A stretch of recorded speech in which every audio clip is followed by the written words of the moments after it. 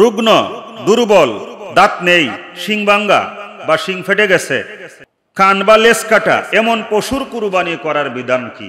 আমি একটু আগেই বলছি, লান তানালুল বিররা হাত্তা তুনফিকু মিম্মা তুহিব্বুন।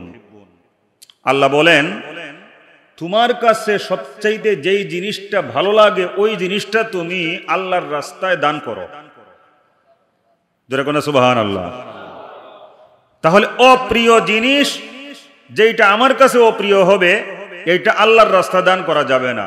যেহেতু সুন্দর, ভালো, প্রিয় জিনিস দান করবার জন্য আল্লাহর নির্দেশ, তাহলে আমার আল্লাহকে রাজি খুশি করার জন্য আমি কুরবানি করব। তাহলে আপনারাই বলেন, এই কুরবানির পশুটা সুন্দর হওয়া দরকার আছে না নাই? তাই বাজারে পশুর অভাব নাই, কোনটার শিং ভাঙ্গা, কোনটার লেজ কাটা, কোনটার কান কাটা, এইটা তালাশ করার দরকার নাই।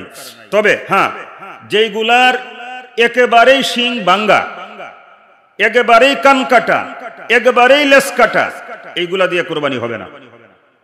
আর শিং ভাঙ্গা তবে বেশিরভাগ আছে, লেজ একটু সামান্য কেটে গেছে, কান সামান্য একটু কাটা, এইরকম পশু যদি হয় কুরবানি দেওয়া জায়েজ আছে।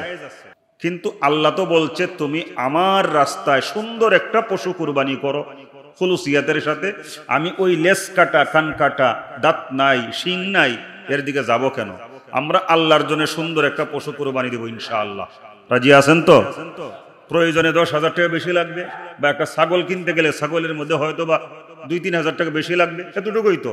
যেই ছাগলটা 15,000 টাকাতে কিনতাম, এটা হয়তো 20,000 টাকা হবে।